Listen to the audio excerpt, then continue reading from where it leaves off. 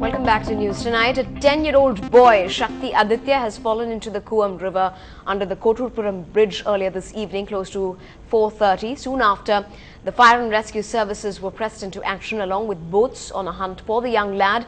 The boy was seen swimming for a brief moment before he drowned. The boy has still not been found, and the chances of his survival could be very narrow. However, search operations will commence tomorrow morning by 6:30.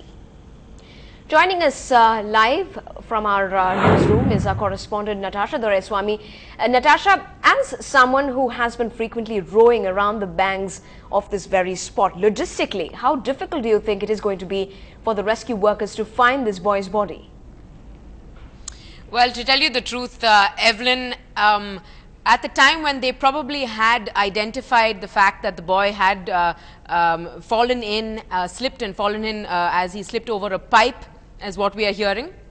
At that time when they had heard about this, it would take them at least a good 10 to 15 minutes to actually, or maybe more than that even, to actually go across to the boat club, which is the only area from which they can actually get onto a rescue boat and come to the point, which is the Koturpuram bridge. Below the Koturpuram bridge is what we are hearing that the boy had fallen under, and actually towards the center of that entire river is where it's most deepest, actually, the deep waters lie, and towards the banks of the river is very, very thick. So therefore, if the boy had drifted towards the banks, he would have gotten caught onto the swamp or the marshland there and the weeds that really grow in great thickness.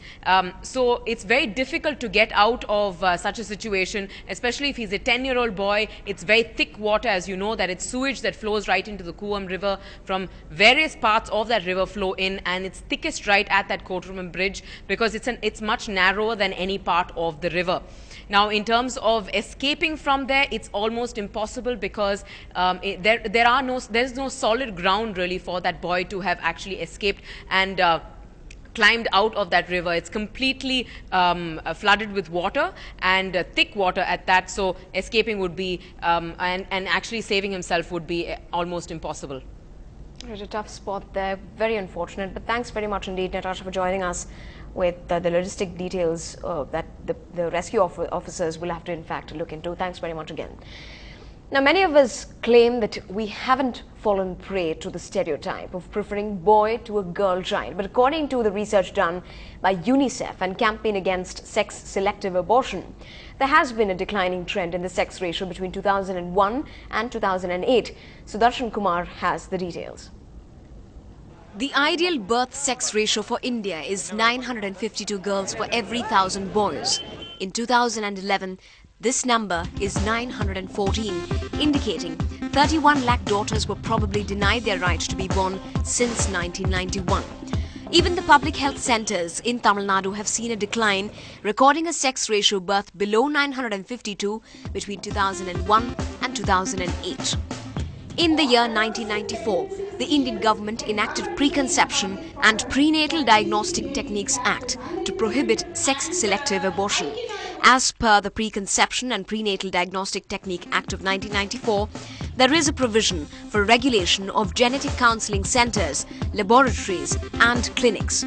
Also, gynecologists who advise or counsel patients have to be registered under the PCP&DT Act. But sadly, according to CASA, not a single gynecologist in Tamil Nadu is registered. Counselor, no, for example, the normal practitioner, gynecologist, if she is confirming pregnancy, then she has to be registered under this act. Till today, they are not registered. Experts say the growth in the number of ultrasound centers has played a huge role in making sex-selective abortion easily accessible to women. As on December 2010, around 2,317 scan centers from 23 districts in Tamil Nadu were registered under the PCP&DT. In districts like Tuticorin, Viluppuram, Theni and Coimbatore, submission of monthly report by scan centers are less than 30% during the year 2009 and 2010. Some of the violations done by PHCs are not registered under PCP&DT and MTP Act, not displaying certificates, revealing of sex through sign language, not sending reports to the district appropriate authority, doing abortions in the non-registered centers. Experts believe many primary healthcare centers in the state also manipulate data. What we are seeing is that in areas like Kadalur, in areas like Perambalur, what is being reported by the health system is not consistent with what we are seeing in the census, and that is worrisome. Now, with enough evidence on declining child sex ratio, it's high time that the state government takes action against unregistered scan centers and gynecologists and educates staff in PHCs. In Chennai with Sudarshan, Evelyn Matthew for NDTV Hindu. Now, if you earn over 32 rupees a day in urban India and over 25 rupees a day in rural India, benefits for those living below the poverty line or the BPL will no longer come to you. The Planning Commission has revised its BPL figures but has come in for sharp criticism from activists who say, given today's prices, these kinds of limitations and yardsticks are totally inadequate. Senior advocate for the PUCL, Mr. Colin Gonsalves, has said that the demand for the poverty lines fixture was given to the Planning Commission as well as the Prime Minister. Initially, the Tendulkar Committee has said that it was 17 rupees, but yesterday it was suddenly changed to 31 rupees. He added that there will not be a BPL if one had earned 32 rupees, which means they wouldn't be eligible for medical treatment. He has appealed to Dr. Singh and to Mr. Ahluwalia to think of the poor and that the poverty line should be made over minimum wage of 240 rupees. If that is fixed, 85% of the nation would be BPL.